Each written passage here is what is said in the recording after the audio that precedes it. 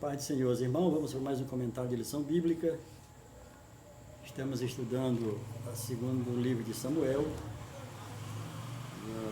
no programa de educação cristã continuada.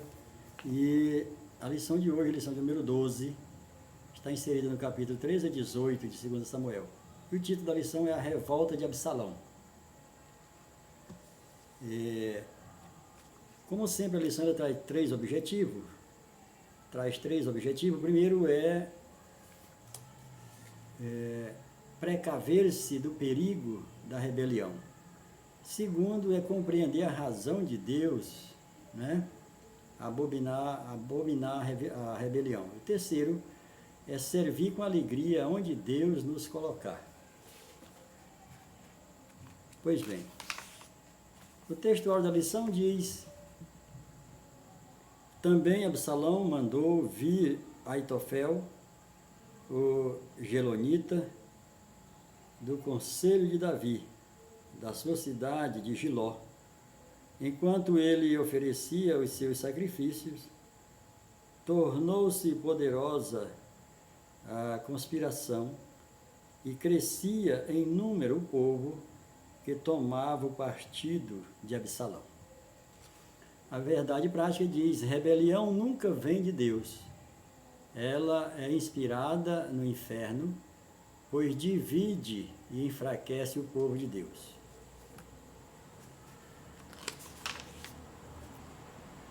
O textual da lição diz: a história de Absalão se inicia no capítulo 13 e vai até o capítulo 18 de 2 Samuel.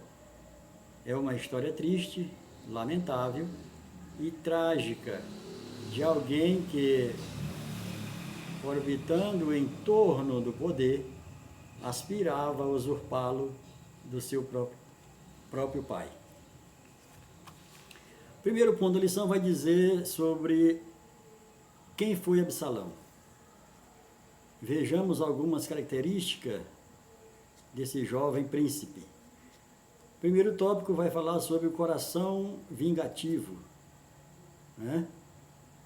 Porém, Absalão não falou com Aminon, nem mal nem bem, porque odiava Aminon por ter estuprado a sua irmã, Tamar. Davi tinha vários filhos, né?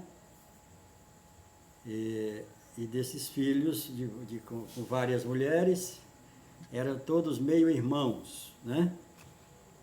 E Aminon era meio-irmão de Absalão e de Tamar. E ele se apaixona por Tamar e fingiu-se doente, né? Atendendo também o conselho de um dos seus amigos, para se fazer de doente e pedir que Tamar fosse servi-lo. E ele pediu isso ao pai, ao rei Davi, ele concedeu e ela foi. Entrou no quarto dele e lá ele abusou dela, podendo até se casar com ela, como ela mesma falou, né? Se tu quisesse, era só pedir ao pai, ele certamente não te negaria, mas ele foi fazer da forma errada, e aí logo que ele se deitou com ela, a palavra de Deus disse: da mesma forma que ele o amava antes de paixão, passou a odiar depois do ato.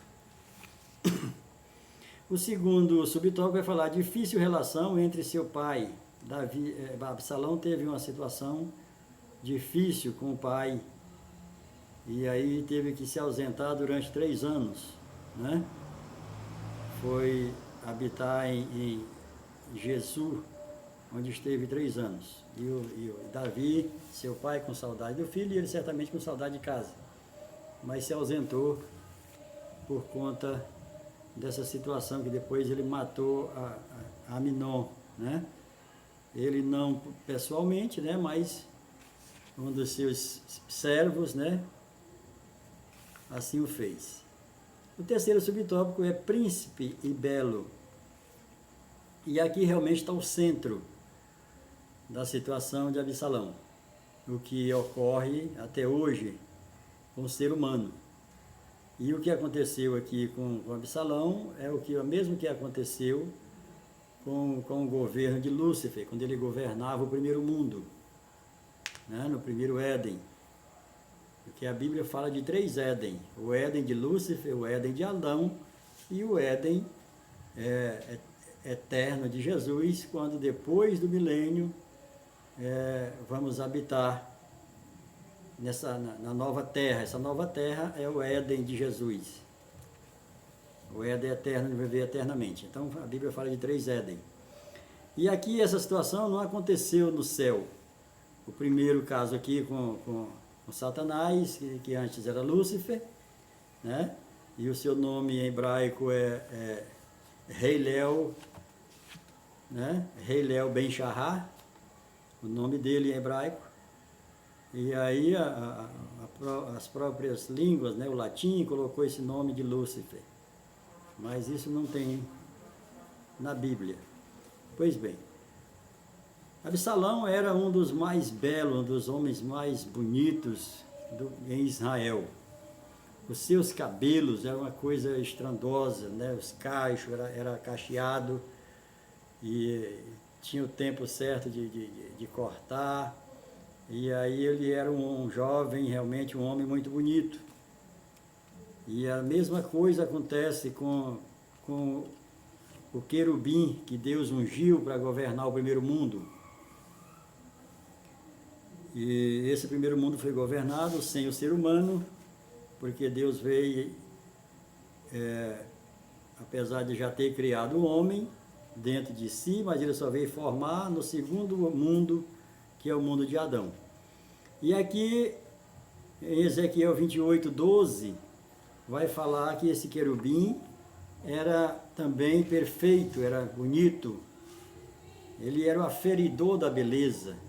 Quando alguém queria comparar se uma coisa era bela, tinha que trazer diante do querubim e colocar diante, realmente é bela, ou então, não é, porque ele era o aferidor. O que é o aferidor? O aferidor é um instrumento de medida, né? Um instrumento de medida, de comparação. E isso, comparando com o querubim ungido, que depois se tornou em Lúcifer e Satanás, comparando o que ele fez, né? Arrebanhou para si um terço dos anjos, né? E que depois do milênio vai descer, e que depois do milênio ele vai ser solto e vai descer à terra para fazer uma grande carnificina, né? com seus anjos. E aqui comparado com Absalão também, que era bonito, que era belo, né? Príncipe, filho do rei, um reinado próspero, né? E aqui também acontece a mesma coisa, ele se cerca também de pessoas, assim como o querubim tinha um terço dos anjos, ninguém sabe quantos milhões de anjos, né? Mas era um terço dos que Deus criou, os anjos, os espíritos, né? Que anjo é espírito, ministradores. Desses que Deus criou, Satanás conseguiu atrair para si um terço. Assim também Absalão já tinha 200 homens que o servia, que o seguia, e isso foi contagiando, isso foi aumentando. E comparando aqui com Jesus, em Isaías 53, a partir do verso 23, aliás, do verso 2 e 3, vai dizer que Jesus não era bonito, que Jesus não tinha aparência como tinha Absalão, como tinha o querubim. Pelo contrário, olhando nós para ele, diz o texto, nenhuma beleza víamos para que nos atraísse, para que nos levasse a ele por conta da beleza. Um homem sofrido, um homem experimentado na luta, no trabalho, né? Do que os homens maneavam a cabeça, né? Para não ver. Para você ver a situação aqui, que não está na beleza, não está na formosura, mas está naquilo que você carrega de Deus, naquilo que você está disposto a fazer para o reino de Deus. E aqui o segundo ponto fala o perigo da rebelião. Rebelião é diferente de divisão. Ah, mas a rebelião não divide? Sim, mas a divisão ela é boa. O que não é boa é a rebelião, mas a divisão é boa. E se tratando da igreja, a igreja é uma célula, a igreja é um corpo vivo, então ela precisa se dividir. Como o nosso corpo, as células precisam se dividir, assim também como nós somos membros do corpo de Cristo, nós precisamos nos dividir. Como é que eu vou me dividir como parte, como célula do corpo de Cristo? Pregando o Evangelho, trazendo mais pessoas para ser inserida, para ser enxertada nesse corpo de Cristo. E é assim que eu vou me dividir. Então, a divisão em si, ela não é ruim, pelo contrário. A gente vê ali no começo da igreja primitiva, a igreja precisou se dividir, logo ali depois do Pentecostes, Jesus manda uma grande perseguição para a igreja sair de Jerusalém, né? Os irmãos saíram de Jerusalém, por onde saiu, por onde andavam, nas regiões, nos arredores, eles iam falando do Evangelho, ia salvando, Jesus ia salvando. Até que chegou no apóstolo Paulo, e o apóstolo Paulo foi levado para as nações pagãs, para os gentios, para nós. E o próprio Paulo também se divide entre seus seguidores. Paulo e Silas se divide, Paulo e Apolo, Paulo e Barnabé. Você vê, Paulo teve sérias discussões com o apóstolo Pedro, ali porque não dava para eles trabalhar junto, era justamente Jesus dividindo eles, um pregava para os judeus e Paulo pregava para os gentios, para os romanos. E essa divisão, ela é boa na igreja, ela precisa ter. Claro que de acordo com a vontade de Deus, guiado pelo Espírito Santo. Mas a igreja que ela não se divide como célula, ela tende a diminuir, ela tende a fechar as portas. O ministério que ele não se divide, o ministério que fica centralizado, a tendência é ir sucumbindo. E isso está acontecendo com grandes igrejas, né, com grandes ministérios que estão fechando. Aqui mesmo na nossa cidade, aqui em Imperatriz Maranhão, a gente vê algumas denominações que já foram fechadas, né? A igreja presbiteriana aqui em Imperatriz, ela está bem reduzida, e alguns templos já, alguns prédios já fechados, e outras denominações mais recentes também já fechando as portas, porque fica centralizada na pessoa do líder e não se divide de uma forma sadia através do ensino da doutrina. A palavra é a mesma, a doutrina é a mesma, agora a forma de você colocar, a forma de você fazer, de você trazer pessoas, apesar de que continua sendo a mesma coisa no sentido de célula, a igreja que não trabalha em célula, a igreja que não forma líder, a igreja que não forma discipulado, a tendência dela é sucumbir. Então a divisão, no caso aqui, a divisão é boa, o que não é boa é a rebelião. O que é rebelião? É se rebelar contra. O que aconteceu com o querubim ungido, que era o governo desse primeiro mundo? Ele intentou no seu coração ser maior do que Deus. Não foi ser igual a Deus. Qual é o pai que não quer que seu filho seja igual a ele? Né? Mas aqui no caso do querubim ungido, ele quis ser, eu farei o meu trono acima das estrelas do Altíssimo. Acima das estrelas do Altíssimo fica os querubins, né?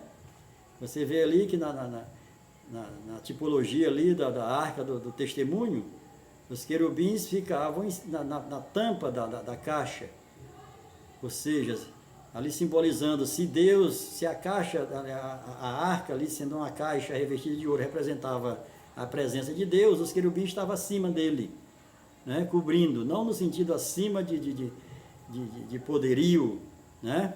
De ser maior, mas no sentido de cobertura, né? Então, quando Lúcifer deseja, ele deseja estar acima da caixa, acima dos querubins. E é isso que é o perigo. Absalão aqui, ele poderia desejar ser o rei, sim, ele era príncipe, ele era filho do rei. Ele já poderia estar reinando com o pai, ajudando o pai. Assim como nós devemos estar reinando já, ajudando a expandir o reino de Jesus que ele veio implantar na terra. O reino de Cristo foi implantado quando ele veio. Jesus não veio pregar o evangelho da graça, porque ele é a graça. Jesus não veio pregar a salvação, porque ele é a salvação. Quem prega isso são os discípulos. Foram Paulo, somos nós.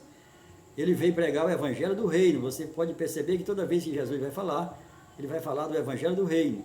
E esse reino ele implantou, e esse reino está dentro de nós. Eu e você que somos salvos, crentes, né? Evangélicos e confessamos Jesus como Salvador, esse reino está dentro de nós. Então nós já estamos reinando com Cristo. Como é que nós estamos reinando com Cristo? Deixando de fazer a nossa vontade para fazer a vontade do nosso rei. O que não está acontecendo de forma com que o nosso rei quer. Acaba a gente fazendo mais as nossas vontades do que a vontade dele. Mas o reino dele precisa ser expandido através de mim e de você, pregando o evangelho do reino. O evangelho é só um, mas eles têm dois aspectos, o evangelho da graça e o evangelho do reino. E a gente não vê isso nas igrejas sendo pregado o evangelho do reino.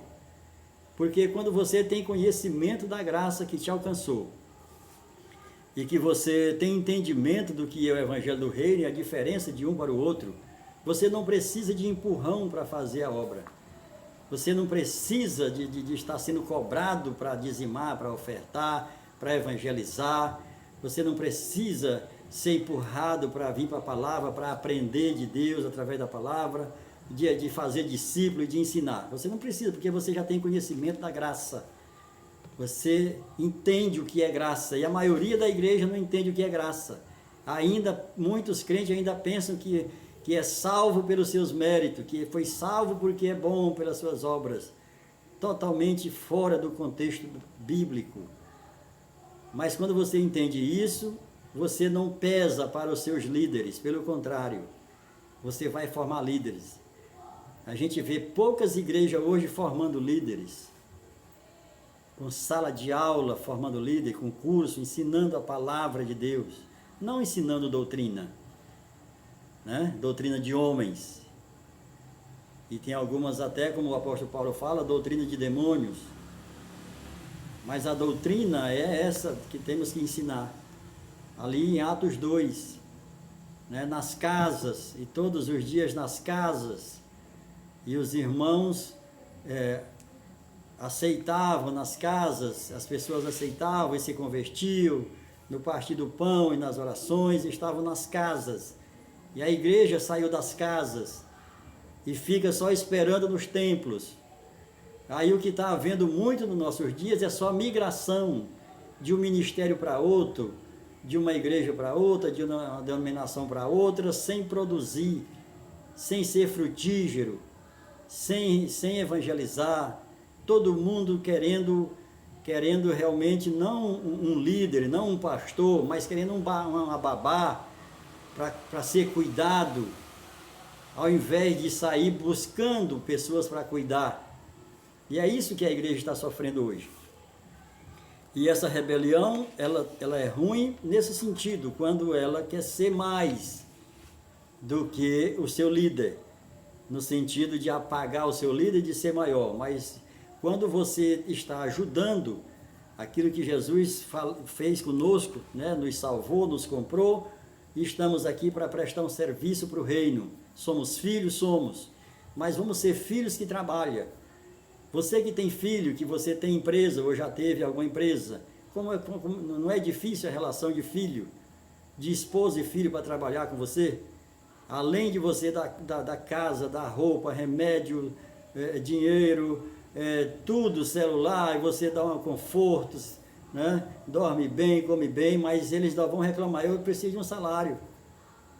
Pois até nisso Deus pensou e faz assim, através do galardão. Ele diz que ninguém trabalha para ele, mesmo sendo filho, os filhos trabalham para ele, que ele não vai galardoar. Galardão não é presente, como foi no caso da graça, da salvação. A salvação é um presente, nós recebemos de graça.